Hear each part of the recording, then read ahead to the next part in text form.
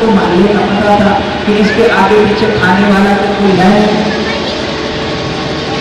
तो इसके हाथों से कुछ दान हो जाए, इस यज्ञ कर जाए, दुनिया का कल्याण हो जाएगा, दुनिया का कल्याण हो जाएगा। मैं ये नहीं कह रहा कि मुझे दान दो, मुझे जो देना होगा वो अपने पास रखना, मुझे देने वाला मेरा ठाकुर है, ये मत समझना। मुझे क्यों क्या दोगे? मैं मांगूंगा तो भगवान से मांगूंगा।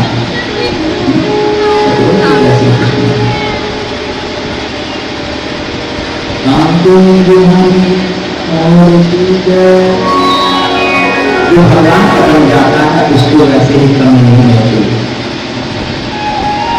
उसके सारे काम अपने आप होते हैं, मगर विश्वास होना चाहिए। बुढ़िया को बोला कि माँ, दादी माँ, हीरा महल में कथा हो रही है और कुछ दान करके आना, वहां पर सभी के सहयोग से हो रही है, और कुछ तुम्हें उसमें दान कर देना, तेरा भी कल्याण हो जाएगा। दुनिया का हो जाए तो तेरा भी हो जाएगा। अच्छा बेटा, आऊंगी कल, आऊंगी कथा सुनने के लिए। चांदी का रुपया लेकर निकाल कर लाई संदूक से, खोल खोल के चांदी का 1 रुपया निकाल कर लेकर आई, दान करूंगी। बेटा कहकर गया है तो करूंगी।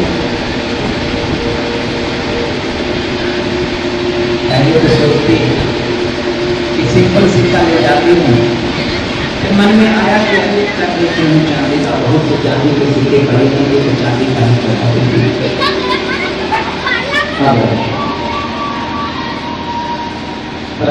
आखिरी दुनिया देखूंगी क्या है क्या नहीं। सबसे पीछे आकर बैठ गई, हाथ में चांदी का सिक्का ले रखा है, आपने चांदी का सिक्का ले रखा है और कथा चल रही है। जब कथा को विश्राम दिया जाएगा तभी चढ़ाऊंगी। अब हाथ में ले रखी अपना चांदी का सिक्का, तो अब गर्मी आ रही थी, आपने उसने बड़ी बात देखा, दूसरे हाथ में रखा, दूसरे हाथ में गर्मी, एक में रखा तो उसमें गर्मी, लास्ट में उसने देख लिया जो नहीं सहा गया, तो कहने काका की गर्म लंबा गया, नहीं अच्छा लगता मेरे को जाना, कोई बात नहीं, मैंने भेज दिया, वापिस ले लिया और चली गई, रुमाल में बांधा और फिर चली गई। दानम दुर्गति विनाशनम। अब उसने फिर उसी संदूक में वो सिक्का रख लिया, कोई कार्य नहीं। अगर तुझे अच्छा नहीं लगता जाना तो कोई बात नहीं, मैं तुझे नहीं भेजती। तो ऐसे भी कई लोग होते हैं जो घुट कर जीते हैं और अंत में 4 मन लकड़ियों में जलकर राख हो जाते हैं। तीर्थ नहीं, यात्रा नहीं, सत्कर्म नहीं, अनुष्ठान नहीं, यज्ञ नहीं, संत सेवा नहीं, पूजा नहीं, पाठ नहीं, और खाया पिया सो गए, बस जीवन निकल गया और 4 मन लकड़ियों में जलकर स्वाहा हो गए और कुछ नहीं किया जीवन में। तो कथा प्रेमियों, दान नहीं करो, मगर बेटा अगर बीमार हो जाए तो डॉक्टर कह दे कि भैया 20,000 लगेगा, 25 लगेगा, तो आप कहोगे कि बेटा बचना चाहिए चाहे 50,000 लग जाए। तो नोटों से ज्यादा प्रिय कौन हुआ? कौन? बेटा। नोट प्यारे तो है, लेकिन उससे ज्यादा प्रिय पुत्र है। अच्छा, पत्नी पुत्र प्रिय तो है, पर उससे ज्यादा प्रिय अपना शरीर है, ये भी याद रखना। आदमी अपनी पत्नी बेटे से ज्यादा प्रेम अपने शरीर से करता है, ये भी ध्यान रखना। मरते के साथ कोई नहीं मरता। मन फूला फूला फिरे जगत में कैसा नाता है, लिपट लिपट कर तितलियां रोए, हंस अकेला जाता रे, मन फूला फूला फिरे जगत में कैसा नाता है।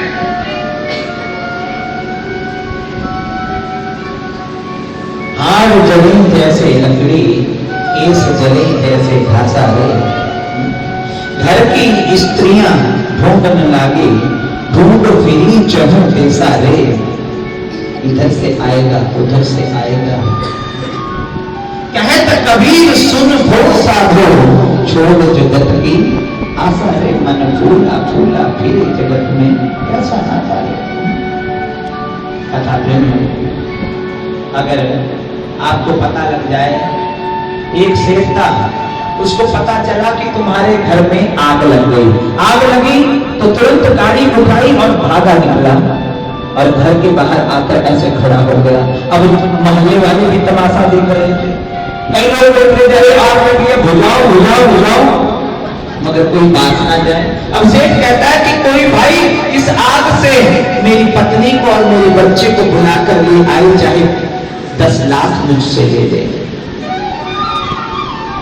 मगर क्या हुआ, ऐसा वहां दे रहा है, अपने आप नहीं कूद रहा, क्योंकि उसे डर है कभी मैं भी जड़ ना जाऊं तो पीछे से धन का क्या होगा, फैक्ट्री का क्या होगा, औहदे का क्या होगा, नौकरी का क्या होगा।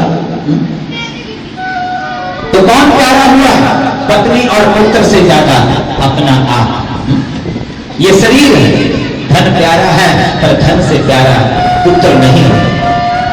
पुत्र और पत्नी और धन से ज्यादा प्यारा है अपना शरीर, और शरीर से ज्यादा प्यारी है आत्मा। आपको अपने हाथ बहुत प्यारे लगते हैं, पैर बहुत प्रिय लगते हैं। अगर किसी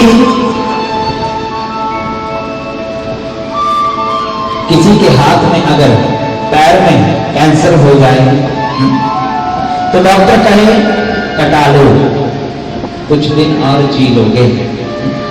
अगर किसी के हाथ पैर में कैंसर हो जाए, डॉक्टर कहे कि इस हाथ को या पैर को कटवा लो, कुछ दिन और मिल जाएंगे।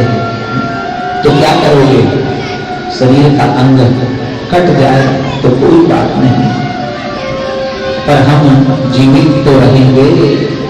सब बोलेंगे जय श्री कृष्ण।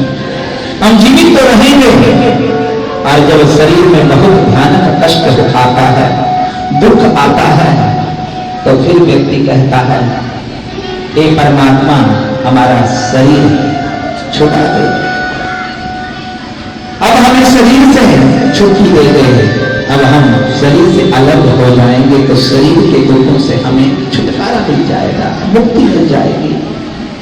तो भागवत में अंत में आत्मा ही सबसे ज्यादा प्रिय हुई। दूसरी बात और समझना, आपने जिससे जिससे प्रेम किया उससे प्यार घटता व बढ़ता जाता है, प्रेम कम व ज्यादा होता जाता है, कभी कभी खत्म भी हो जाता है, लेकिन अपने आत्मा से कभी प्रेम ना बढ़ता है ना प्रेम घटता है।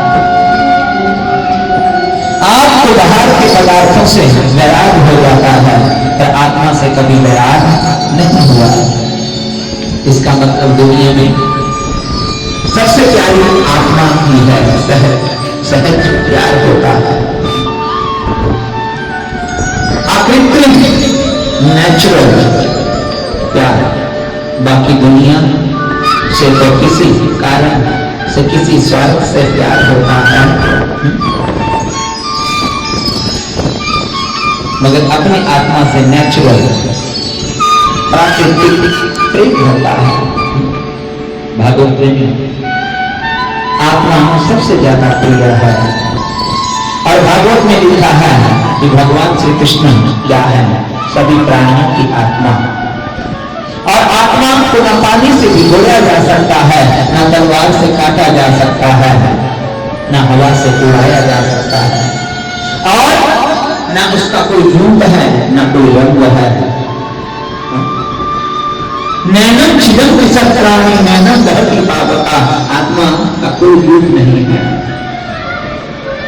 अगर आत्मा का कोई प्रारूप होता, कोई स्वरूप होता, तो भागवत प्रेमियों वैज्ञानिक साइंटिस्ट बता देते कि आत्मा कितनी लंबी चौड़ी होती है, ऐसा रूप होता है, ऐसा आकार होता है, ऐसा रंग होता है।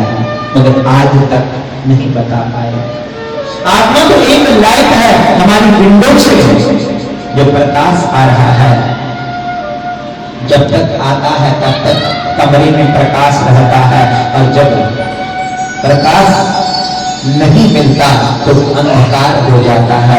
इसी तरह से जब परमात्मा की आत्मा का प्रभाव इस शरीर में, देह में रहता है, तब ये शरीर स्वस्थ रहता है, और जब आत्मा निकल जाती है तो शरीर के परमाणु बिखर जाते हैं, गल जाते हैं, सड़ जाते हैं। सभी प्राणियों की आत्मा भगवान श्री कृष्ण है। बांके बिहारी लाल की जय। गोपियां क्या कहती हैं, गीत गाती हैं, गोपिका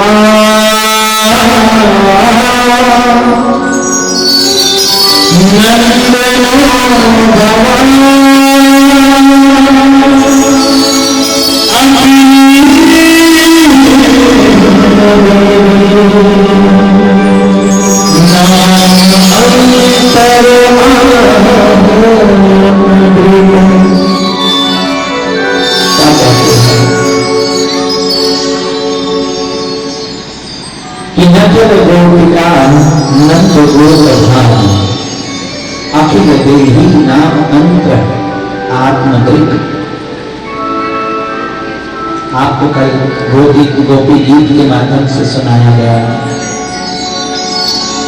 कि गोपी गीत गाकर गोपियां भगवान की स्तुति करती थी, और जो भगवान की गोपी है उसको इस गीत को गायन करना चाहिए।